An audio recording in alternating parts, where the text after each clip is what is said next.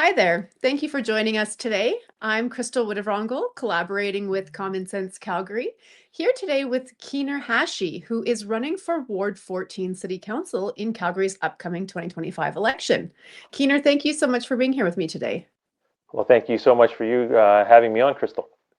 Wonderful. Well, I'd love to hear some of your background and the foundation that you would bring with you into City Hall. Uh, yeah, so I was born and raised in New Brunswick, and I came out here in '91 to, this was a land of opportunity, and so I came out here. Um, I basically, I did a lot of work in a lot of different industries, finance, logistics, oil and gas. And I just decided, I want to run because I got tired of yelling at the radio when I would hear things like wasteful spending. At least of my tax dollars, I thought they were being wastefully spent, and so I decided to step up and to run because I think that we need a little bit more common sense returned back to City Hall, and we have to understand that this is taxpayers' money, not money for a special few to spend on a wish fund or some sort of pet project. Hmm. Uh, Hmm. and I think what I'd like to bring is some common sense. What I feel has been a little bit lacking. There's an attitude. It seems like City Hall wants to be able to spend money on things that are not the necessities that I think we need here in the city. And our water main break that we had last year, uh, just another just another little tick to say, okay, you know what, we need to make sure that we're taking care of the city. And so I decided to run. Wonderful. Well, what are some of the priorities for your ward? Like, what are you hearing when you're talking to people as top priorities in this election? Well, I got the top priorities are property taxes. That's a big one. People are, wondering, why do I continue getting these increases and I'm not seeing any return on that. I don't, I've been to a number of homes and they're saying, I'm not opposed to paying taxes. And I don't think any of us are, thrilled with paying taxes, but the understanding that taxes are needed and used, and so property taxes, that's one of the big ones because everybody's impacted by that. Mm. Another one is infrastructure, the condition of our roads, and like I mentioned earlier, the water main. We got to get back to our core essential services, and so infrastructure being one of them there. And a big one here down in Ward 14 is the rezoning. Mm. People are not pleased with councils, dismissing their voice. This past council here, they dismissed the voice of many people in the city, including the Ward 14 constituents here. There's a lot of restrictive covenants going down in some of the communities here, like Lake Monte Vista, Parkland, Mackenzie, Lake. People are having to take their own measures. It costs $500 to do that, and to me, that's $500 that should have never had to be spent because they didn't. Basically, they just didn't listen to what the Hmm. citizens desired. So Hmm. those would be Hmm. the top three. Yeah, yeah. And I mean, that's exactly what I'm hearing too, kind of on the broader scale. Calgarians overall, I think would agree with Ward 14 and in some of those priorities. So let's chat a little bit about that. Let's talk about property taxes. We've seen year after year, we are paying more, paying more, paying more. Hmm. Hmm. I know folks who are feeling the pinch extremely tightly this year. What are your perspectives on property taxes and what do you intend to do if you're in city council? Well, first off, I think if we stopped our wasteful spending, we could reduce our property taxes in that way. And so, to me, it doesn't make a lot of sense. I think we need to get back to zero-based budgeting. Mm. And I understand that maybe some of those departments are doing that, but for some reason it doesn't seem to work in my mind. We get 3.6% tax hike for 2025, and then there's a mid-year review, and the city's sitting on a $221 million surplus. and they just announced, like in September, that they're looking at a 5.4% tax hike. Uh, like that's another 50% of what we had last year. And so I did a little bit of research, and it turns out that for the past 10 years, what the average surplus that the city's had is $158 million Hmm. per year. And like something is broken here. Over the past 5 years, everything has been north of 200 million, except for Mm-hmm. 1 year was 143. Mm-hmm. So, like something just doesn't make a lot of sense to me. And so, what I would propose is, if we have a surplus, that money goes back into the tax pool because it's taxpayers' money. It goes Mm-hmm. back into the tax pool, and that creates some tax relief. I can't say it's going to be tax reduction because taxes are going to be what taxes are going to be, but I think that money belongs back into the tax pool and create some relief for taxpayers, both on the residential side and the non-residential side, because businesses are struggling as well Mm-hmm. in this city, and trying to maintain, you know kind of keep afloat. And businesses are the backbone of society, and I'm a free market guy. I believe in people being able to have the opportunities to be to to use their entrepreneurial drive, and Mm-hmm. to live and thrive in the city. When you say put it back into the tax pool, do you mean like a direct rebate to taxpayers, or is there another No, no, no, mechanism? no. I wouldn't look at a rebate, because now you're looking at having to distribute whatever. Like, but I'm like, just say for instance that $221 million surplus, Mm-hmm. that would go back into the tax pool, right? Like, so we're going to need going to need this much money each year, Mm. and to run our city, to operate our city properly. And so if we have a surplus, the only reason why we have a surplus is because taxpayers put that money in there in the first place. Yeah. And it could come from investments, it could come from other things, but whatever it came there from, it got there because of the taxpayers' money. Mm-hmm. And so I would propose to have a that money go back into the tax pool. And if we have a surplus, it goes back into the tax pool, and it gives us some tax relief, right? So if Mm-hmm. we're going to get a 5.4% tax hike, and we're going to continue to get north of $200 million surpluses each year, I'm sorry, that just doesn't cut it with me. People Mm-hmm. don't operate their homes that way. And so I think that we need to get back to, like I said, zero-based budgeting. Spend it because we've justified spending it, not spend it because this is the way we always have spent it. Yeah, yeah. And so let's talk a little bit about spending then. What are your thoughts on the current city council, how they spend money, and what would you do differently? Well, I wouldn't be spending money on things that are not necessary, right? Like, there are Mhm. things that people rely on here every day, water, transit, fire, police, grass cutting, snow clearing, etc. That, not giant blue rings, not rebranding our city. Mhm. For instance, that rebranding of the city, they announced last year, it cost $5 million to rebrand our city. Mhm. I contacted the city and asked what's an average pothole repair cost, and they said $1,000. Mhm. That's 5,000 potholes Yeah. that have not been repaired because somebody rebranded the city. Like, Mhm. it doesn't make sense to me. It's Mhm. these are $65,000 Bow River phone lines, Mhm. right? Oh, well, $65,000 in a $5 billion budget, that's very scrawny. Well, there's a lot of people that don't even make $65,000 a year. And that's Mhm. not the point of how much it is. It's the point of the attitude and the principle behind it, right? Yeah. Is this necessary? Mhm. And if it's not necessary, then we need to really think hard. And, Mhm. and for me, like, let's make sure we're getting the necessary things that we need. Right? Mhm. People are, it's a minefield out there with the potholes, and you know, we have pothole issues. We have grass cutting. Grass continues to grow, Mhm. knee high. The trees, like the saplings from the poplar trees, like I got photos around the ward that are, like, there's nothing being taken care of. Mhm. Well, I shouldn't say there's nothing being taken care of, but there are certain ways that for sure we can focus on what we need to focus on, and what we don't. We don't. So bringing it back to basics, essentially.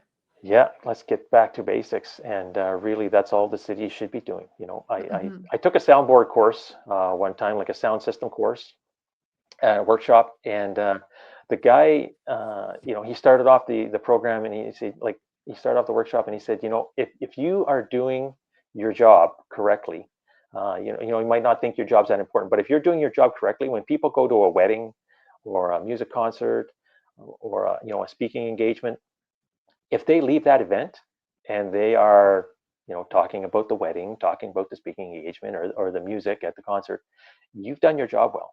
If they Hmm. leave there and they're talking about, oh, I couldn't hear this, the sound was muffled, it was too, I couldn't really hear, you didn't do your job well.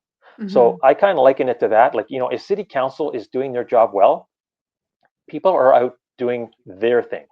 They're Yeah. not, concerned about the potholes. They're not concerned about, you know, water main, repairs that have been leaking for years, and nobody seemed to want to address the Hmm. situation. And so, if you're doing your job as a counselor, I'd say, or as a city council, then people should just be really enjoying their thing, what they want to do. Hmm. Now, I understand that you know, you can't please everyone. There's always going to be somebody that that's not pleased with what's happening, but overall, I think if you're doing a good job, people are just enjoying the city. you know. Hmm. And so then, in your perspective, what is the role of city government? What should city hall and city council actually be doing and actually be focused on? You've mentioned some of it, but there's these pet projects, there's things that are kind of in conflict, perhaps with the provincial government or other orders of government that really aren't for the city to be um, priding themselves in undertaking. What is your thoughts on that? Yeah, I think like there's all these discussions about staying in your lane, right? And I Hmm. I don't disagree that the city should be staying in their lane. But I think there's a bit of a misunderstanding, right? Like the provinces compared to the federal, like the three levels of government, right? We got federal, provincial, and municipal. That if the federal government does the federal things, but the provinces have a lot of power. Hmm. The provinces have, they have education. The federal government has no business in there. Hmm. They have, they have education, they have healthcare, they have some transportation, they have some environment. Like these are the things that the province takes care of. Yeah. And I liken it to the provinces. They are all brothers and sisters. And the federal government is not mom and dad. The federal Hmm. government is just there to kind of be there for them, uh, for the things that the federal government takes care of. Hmm. But that's different from municipal, the relationship from municipal to provincial. Hmm. And I don't think a lot of people understand it. Like the province owns the province, and the municipalities fall within that. Yeah. But the province owns that. They grant you rights. They grant the municipalities rights to do these things. And I liken it to a parent-child relationship, right? Like as a parent, you tell your child, okay, this is your room. You need to take care of it, right? You need to Hmm. make sure you're cleaning it up and everything is tidy. You're making your bed. You're responsible for in here. And so the parent comes in, checks in once in a while. Hey, everything's going here. Oh my goodness, this is a tornado here, and this is not acceptable by the parent. And so they tell the child, you know what, you need to step up here, or Yeah. mom and dad are going to come in. And when we come in and clean your room, you're not going to like it because you may lose some stuff that you thought you wanted to keep. And so, if the province has that type of right that grants the child this, as long as the children are behaving and the child is doing what they're supposed to be doing, taking care of what they're supposed to be taking care of, I don't see an issue where the parent would have to step in. Like they want the child to do well, right? They want them Hmm. to be able to take that responsibility so that they learn, and so that the parent can do what the parent needs to do Hmm. for their parental things. So that's kind of how I liken it. And so what are your thoughts on affordable housing then? There's, interplay between provincial and municipal when it comes to affordable housing, and that can be kind of complicated. So what's your perspective on what the city should be doing when it comes to affordable housing? Well, getting back to that relationship, the province, you know it this is a complicated matter because this has to go all the way up to the federal government, right? Like Hmm. I'm not trying to point fingers and such like that, but when the federal government just opens the floodgates and allows people to come in here, come on in, like everybody's welcome, come on in, we don't have any housing for you, we don't have any jobs for you, but hey, yeah, you can come on in anyway. That's an immigration issue. Hmm. And my understanding of our charter rights is once you're inside the country, you are free to roam. Hmm. So we can't prevent anybody, in my mind, we can't prevent anybody from roaming to where they choose to roam. And Calgary is a great city. Uh, so if people want to come here, that's um, that's the situation that we find ourselves in. Now, as far as affordability, I think if we just got rid of some the red tape and some of the bureaucracy and being able to get permits, getting shovels in the ground, I think we can get enough homes to help the supply and demand. I don't know if we'll ever catch up because our population is growing, and unless they change the immigration method that they're allowing here in this country, we're probably looking at it, having to do this. And I did some research. I looked at all of the. I did on ChatGPT, and I said, if you took the entire global population and you put that in the province of Alberta, how many square feet would each individual have? And it came out to be uh, 858 square feet per person, which is the size of an apartment or a small home. And so and if you just think of Alberta as far as its global footprint, it's pretty scrawny. Hmm. And so that's the entire population. Now there are no roads in my scenario, right? There are no roads, there are no grocery stores or whatever, but everybody would have that to live with. And so I am not opposed to expanding our city. I am not opposed to what's most would call urban sprawl. I think that we are not in the situation of Toronto or Vancouver where they got water, they're dealing with water to do that. We got a lot of land around here, Hmm. Hmm. and I'm not saying just go up and buy up a bunch of farmland, but uh, as land becomes available, I am not opposed to you know to developing in greenfield areas. Now you can put high density where density makes sense. It's got to Hmm. be thoughtful. We've got to repeal the blanket rezoning because that's not that's again, citizens didn't want that, and um, that would be my perspective there. And so let's chat about the densification or the blanket rezoning policy.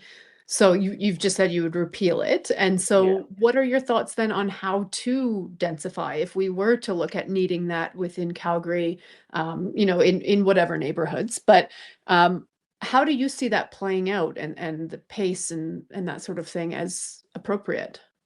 Well, I admit I don't know a lot of these things, but I would say, whatever we had before, it seemed to be working only to a point. And I've heard numerous people, I've been at the doors for over 14 months and talking to people, they're saying, the time that it takes to get, plans approved or, uh, you know, I've heard one person say, engineers are not approving their designs quickly enough so that they can, move forward to their next stages of developing homes. So if we got rid of some of the red tape, if we were able to expedite however that needs to be, I Hmm. mean, I know there are people that have some brilliant ideas. I've talked to a lot of Calgarians over that 14 months, and there are some good ideas that come from these people. Hmm. And I think that would be one of the things that we could look at is just making sure that uh, you know, we're getting the approvals, we're getting, uh, the communities are being able to put their input, right? Nobody Hmm. wants, nobody wants, a fourplex next to their home that lived in an established community here.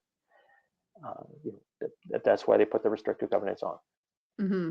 Hmm. And so then, with the way that Calgary handled the blanket rezoning policy, there was, quite a opposition to this publicly.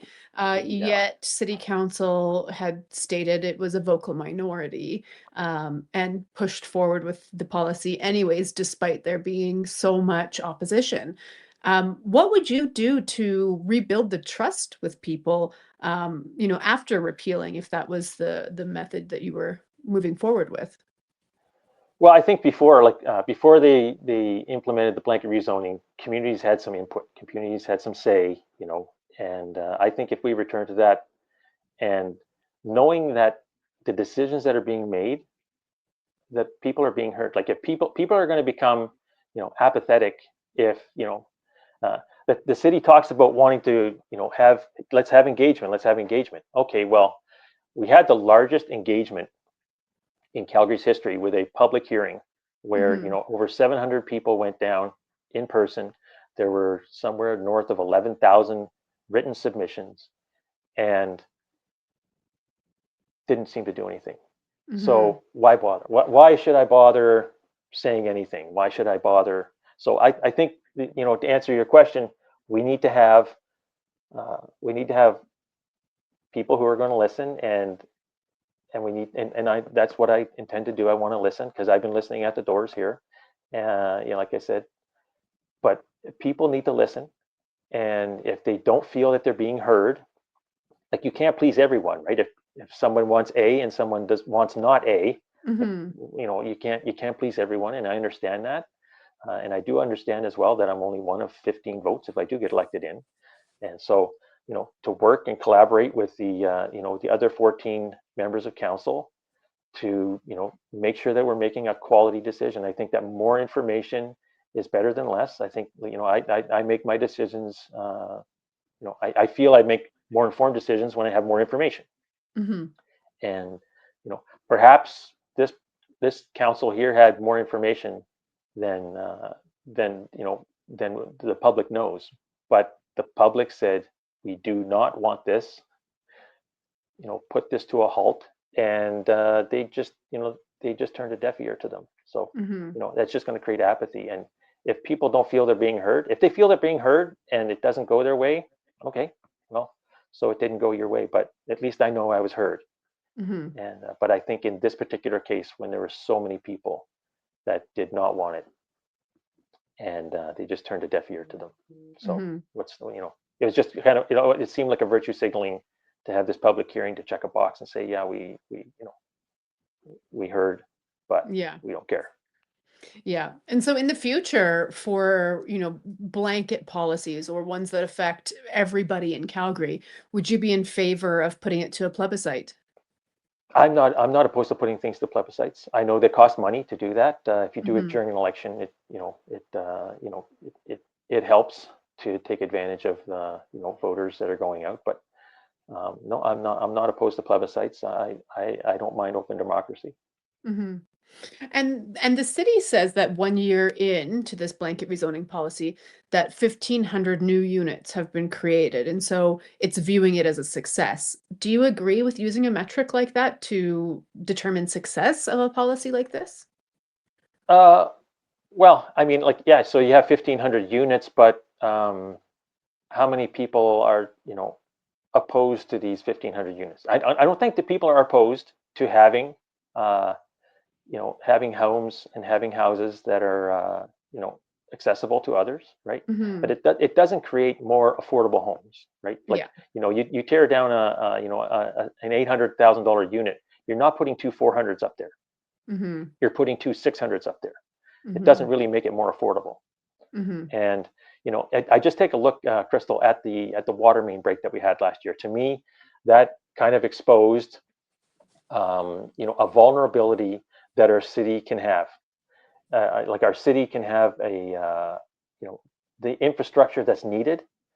And I'm guessing most of the communities here, at least in Ward 14, most Hmm. of the communities, the older established ones, the underlying infrastructure that's there based on single family dwellings. Yeah. If you 4x one of those dwellings, and then you 8x over there, and 2x and 4x and 2x, what's that like? The underlying infrastructure is not prepared to handle that. Hmm. And at least in my mind, maybe I'm wrong, but to me, it would be well over engineered if it was 12 times the capacity, which that's what you can actually get on these in these places. If that, to me, you need to plan this. It needs to be planned. So if you're going to have densification, put it where it can handle it. Put Yeah. it where it makes sense. Uh, Hmm. so yeah, that's kind of how I see that, and Hmm. um, that's the way I would approach it. Hmm. And so with the water main break, that was a catastrophe Hmm. for many people in the city of Calgary. There were issues from boiling water straight through to, fear abounding over how to best manage this. And a lot of people were highly critical of how city council managed the communication surrounding that, but then also just the entire incident. And so, what are your thoughts on how that was managed, all the way kind of from risk management through communications? What are your thoughts? Well, it's come out a little bit more in some documents that have come out. Like, this has been known for years. The city's Hmm. been losing water. I mean, how do Hmm. you just lose water, right? Like, they knew that there were leaks, and Hmm. but nobody seemed to want to address them. There's no glamour in you know, fixing things that are unseen, right? There's Yeah. no. I mean, like, just take, if the sewer lines were, if we had to replace a lot of the sewer lines in the city, you know, no one's going to say, like, where are my tax dollars going, right? Hmm. Well, they're fixing the sewer. But let me tell you, if the sewers didn't work, oh my, right? Yeah. People are, we'd be in the doo doo, literally. And so, like, there's no glamour in that, Uh, Hmm. but getting back to the communication and what the city did, I thought it was. I went to one house, and the lady said, "You know what? I didn't change my water habits at all." When they said that, she said, "We went down there at the public hearing for the rezoning. They didn't listen to us, so why should we listen to them?"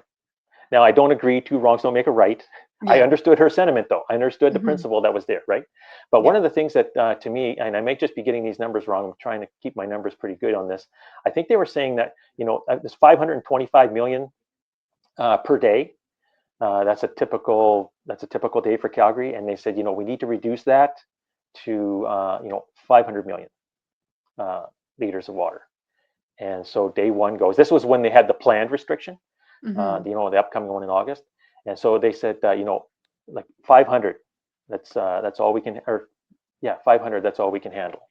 You know, and the first day was like 510, Hmm. and then the next day is like 515, and then like 505. And they were saying, oh, okay, okay, 475. What do you mean? Is it 475 or was it 500? Like, are you Hmm. toying around with this? And a lot of the people were just saying that, the communication was, you're treating us like children, Yeah. and treat us like adults, tell us the truth, and we will be adults about it, and we will work with what the truth is. But when you're getting, stories, and then you're getting another piece of communication, and you're getting another one, where's the trust there? To Hmm. me,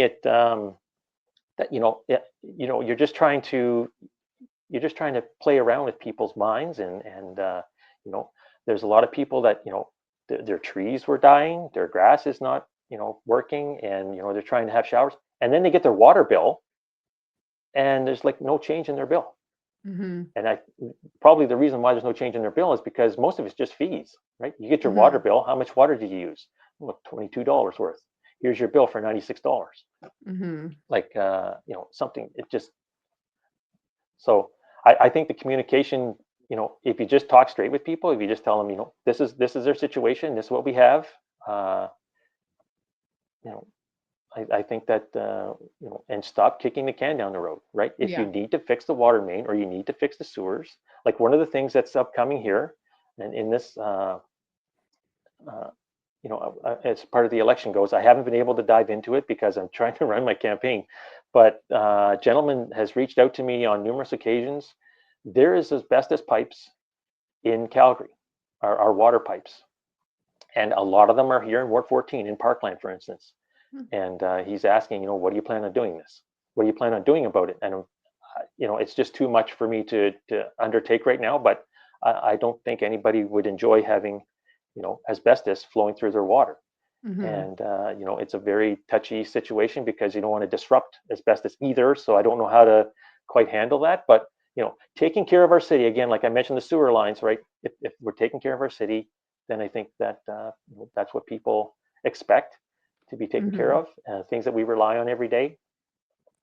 So Yeah, they should be a priority then, in essence. absolutely, yeah. Hmm. Enough of the wasteful spending and on pet projects. Hmm. Hmm. And speaking of pet projects, let's talk about another one that is high on the list of confusion for a lot of Calgarians is the Green Line LRT. Mhm. That project has just been, quite a disaster, according to many Calgarians from the get-go. We've seen the cost estimates double. The amount of Calgarians it will serve has been cut down, I believe, by half. And the length of track is actually cut down by about half as well. So, what are your thoughts on how this has been managed by City Council in the recent years? Yeah, well, this goes back, what, 10 years. Hmm. It goes back a ways, Crystal. And Yeah. I didn't follow it in the early years. It's just, oh, okay, they're doing a green line, and Hmm. oh, it's going to go like 46 kilometers, or sorry, 46 kilometers, 29 stations, and then it turns out to be a little bit less than that in a stub, and it's just going to cost almost as much as the lengthened one when they first introduced it. I perhaps the longer we put it off, the more it's going to cost, right? As Hmm. especially with inflationary dollars as they are. But we have a beautiful hospital down in Southeast Calgary, Hmm. and you know, I think we need to get some transit down there. Now, does Hmm. it need to be a green line to get there? I don't know fully, but I think we need to get some transit down there. There are people that are Hmm. underserved. That's most of that is Ward 12, but I do have a Ward 14 community over there in Mackenzie Lake, and there, you know, if you ever take a drive on Deerfoot in the south end, it is it's provincially managed, but it is there's a lot of wear and tear on that road because Hmm. everybody that lives down in that end of town, they have to get like the transit is just not sufficient for them to move, Hmm. and so there's a lot of traffic moving through Hmm. there. So I'm pleased that the province came in again, and then that parent-child thing. Listen, you guys are not doing a good job. Mom and dad are coming in, or dad's coming in, and we're not giving you money for this. Hmm. You not as you're planning it. So and it's finally there's shovels in the ground. I don't know necessarily why it takes so long Hmm. to build. Right, it's just a C train line. Like I Hmm. don't know exactly what's all entailed, but um, yeah, I think that I we have that funding from all the levels of government, Hmm. but it's the taxpayers' money still, Yeah. and there's only one taxpayer, as the saying goes. And whether you get it from this level of government or the other levels of government, it all comes from the taxpayer. Hmm. Hmm. And so, what lessons do you think that the city, should take from what's happened with the Green Line LRT, and whether that's pushing it down the road or kind of operationalizing? What should we learn from that? Uh, I think that we just need to learn to be prudent. We need to learn to be, understanding, like I was mentioning earlier, more information is better than less. You can make a more Hmm. informed decision. Hmm. And I know there's complexities, that this is not, we're just going to build a doghouse, right? There Yeah. are there are things that have to take place. There's land that has to be, perhaps, acquisition of land, or movement of this, or you got to deal with, a bridge, or you're dealing with water, having to cross over waters or anything like that. So it's not just a simple, Mm-hmm. just a simple task. But I think lessons can be learned that we need to, we need to take a look at as much information as we can and base the decision on the information that we have at the time. Mm-hmm. And sometimes, other things come up that may not be aware of. Mm-hmm. Mm-hmm. Well, and transit itself is an interesting thing to talk about with Calgarians because folks are not feeling entirely comfortable taking transit a lot of the time. Transit safety is very questionable. I know Hmm. for myself, I'm hesitant to take the C train, and I know that that sentiment is echoed by many Calgarians. So, what are your thoughts on how the city is managing transit safety and the strategy behind that? Well, I think we need to take a good look at our safety that we have here in the city, right? Mm-hmm. Not just on transit, but if, speaking of transit specifically, like transit is not the transit of old Mm-hmm. to me, right? Like, I'm talking to people at the doors and they have their children. They don't want their children going on transit, right? You don't Mm-hmm. know what you expect when you're going to get on there, and you don't know what you expect when you're going to get off there, Mm-hmm. and that's just not right. There are people, they want people to ride transit, but if you don't feel safe, just as yourself, Crystal, as you mentioned, why are you going to get on transit, right? Mm-hmm. You don't know what you're going to be, you don't know what you're going to encounter. Mm-hmm. So if you get on there, and perhaps we need more presence, like Mhm, police presence or security presence. I'm not opposed to having a turnstile system in place that, if you're on there, it's because you've paid to get on there. And mhm, if you didn't pay, well, I'm sorry, you don't get on. mhm, And so I think that we can, beef up our presence, mhm, and and there's just safety all around the city, really. It used to be, oh, you hear people talking, oh, downtown, downtown, but I've been down even in the, the farther reaches of our communities here in Ward 14, like in the city, like in Walden and Legacy, mhm, and they're talking about, I'm fearful here on safety, right? There's people around here that are not, like, the crime. mhm, There's SWAT teams coming, in my neighborhood. Mother, telling her, her 7-year-old son, "Mommy, what are they here for?" Well, there are some bad folk mhm, doing some bad things, and so they're here to kind of, deal with that, son. And 2 a.m. in the morning, it's not pleasing to live in a community that you don't feel safe. It's, getting on a transit where you don't feel safe, or even people that are, um, you have a coffee shop and you're trying to run a coffee shop and someone's sprawled out in front of your coffee shop. Are you going to frequent that shop? It mhm, makes it hard for these business owners as well when, this person gets, removed from the area and is right back there the next day doing the same thing. mhm, So we need to work with, the province, and I think, if we could also work with the federal government, like, if you can't be doing crime and just, this catch and release thing.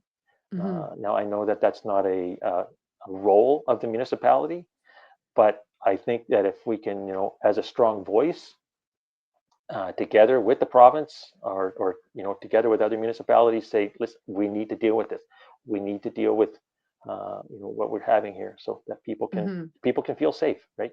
mhm, I have compassion. Like, a compassionate society does not leave people trapped in addictions. mhm, And so if we have, programs or a system where these people can get the help that they need, mhm, again, you can bring a horse to water, but you can't make him drink. But at least it's, we're getting them help that they can need, so that they're not stuck in those things, and we can live mhm, here, I believe, in a safer society. And if the mhm, crime actually get penalties, right? Like, really, if I steal 100 of your dollars, if I rob you and I steal $100 of yours, and I get caught, uh, I'm going to go to the courts, and I'm going to, perhaps I'm going to go to jail or whatever. What happens to Crystal's $100? yeah, Nothing. You lost it, right? In a real sense of true justice, you'd get your $100 back. mhm, Plus, you'd get another $100 back because I stole it. I was looking to benefit $100 from you, and in my seeking to benefit that way, I would give you your $100 back plus another $100. Like there's no restitution to me for the victims here either. So I Hmm. think that if we can do that, but again, these are this is nothing that the city can actually implement. But Yeah. I could advocate for that with the province, or if as I say, we may be able to even bring that up to a federal level. Hmm. Hmm. Well, and that kind of gets me thinking about the supervised consumption site that we have in downtown Calgary and the feelings and perceptions of folks who live in and work in downtown Calgary.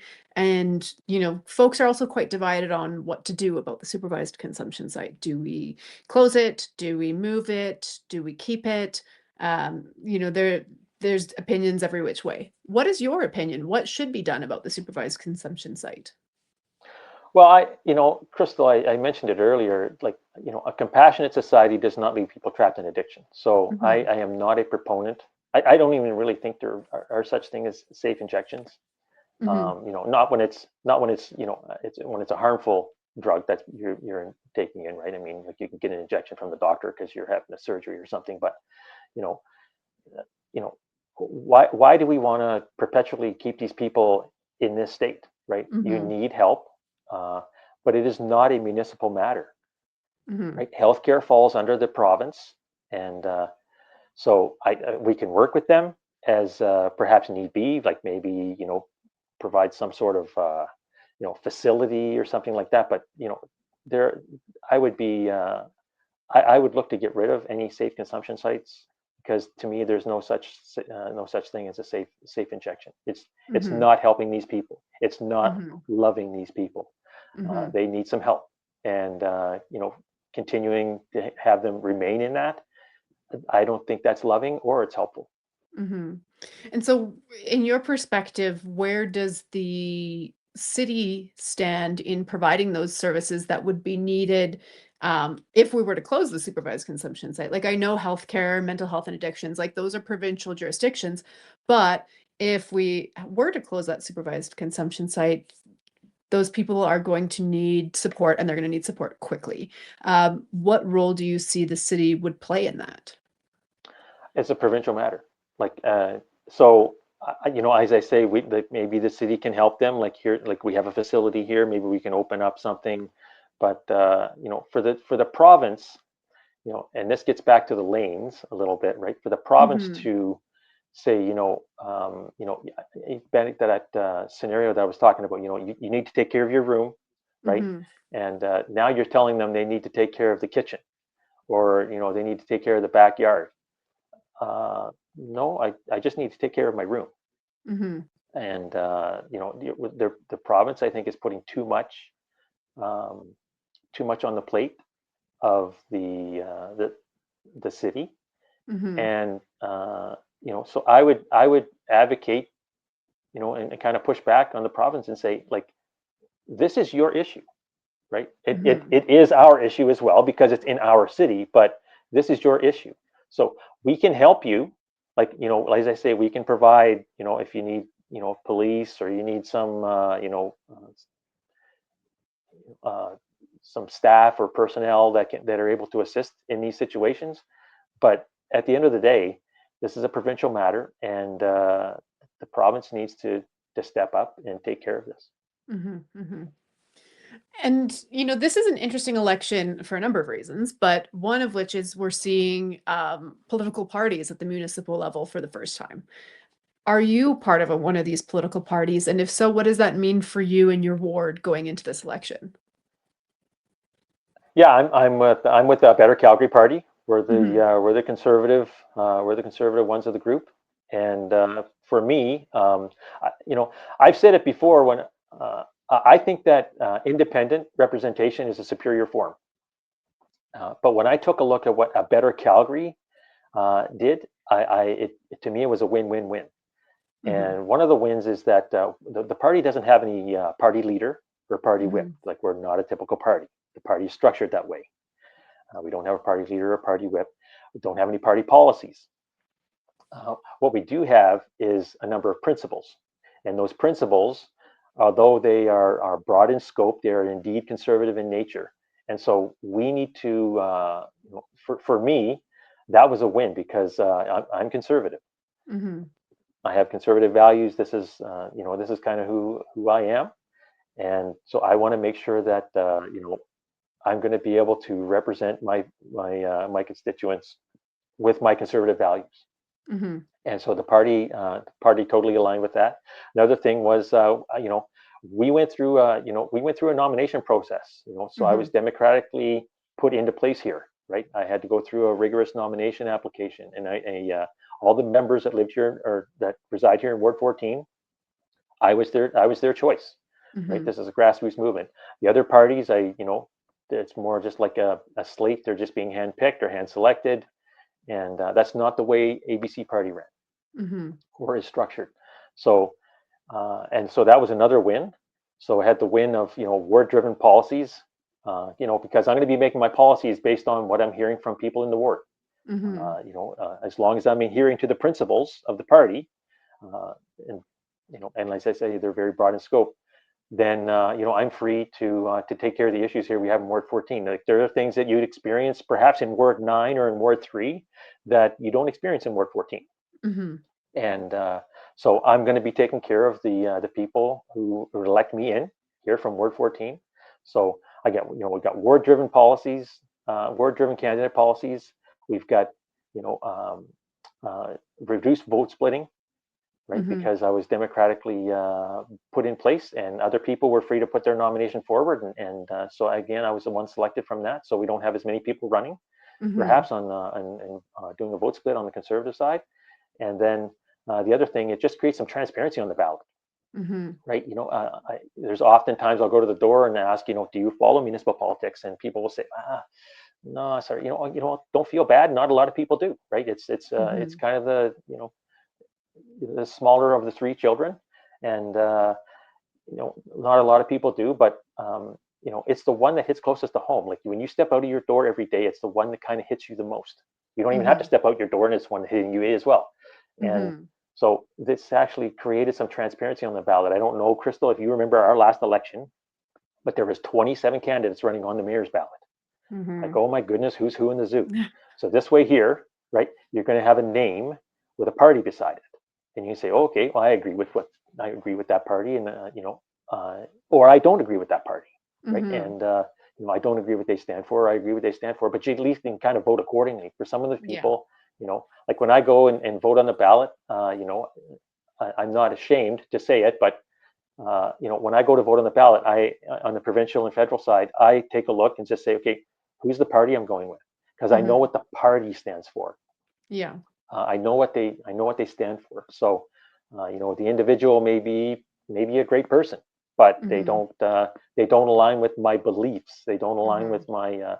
my way of thinking. So this way here, it creates some transparency on the ballot as far as I'm concerned. So I chose to run with the party, and I'm pleased that I have. And we're conservatives, small c conservatives. We want to bring some common sense back to City Hall. Mhm. Well, Keener, this has been a lovely conversation. I've really appreciated getting to hear your perspectives. And if you were to leave one thing with our viewers today, whether or not they're in your ward, what's one Mhm. thing you want to leave behind with people today? Oh, I say this all the time at the doors. We need to have respect for taxpayers' dollars, Mhm. right? It belongs to the taxpayer, not to a special few for some sort of pet project or a wish fund. Let's get Mhm. back to our core essential services, take care of those, let the people be able to enjoy more money in their pockets, the businesses have more money in their businesses so that they can do the things that they would love to do and that they can enjoy. And we'll just continue to just run the city, not be involved in putting our hands in areas that really we don't need to be. Mhm. So yeah, let's have respect for the taxpayers' dollars. And I have as I leave the door, I just say, when you go to vote, just remember leaner with Keener. Yeah. Oh, that's a good little catchphrase there. Yeah, But yeah. yes, thank you so much for taking the time today. And to our Well, thank viewers, you. thank you for also taking the time to watch this, to be engaged, and to get informed. We need to ensure we have a voter turnout that reflects what Calgarians want. And in 2021, our voter turnout was a little bit disappointing, to say the least. So make sure you get out there, vote, and know your candidates. So thank you for tuning in today. Thank you, Crystal.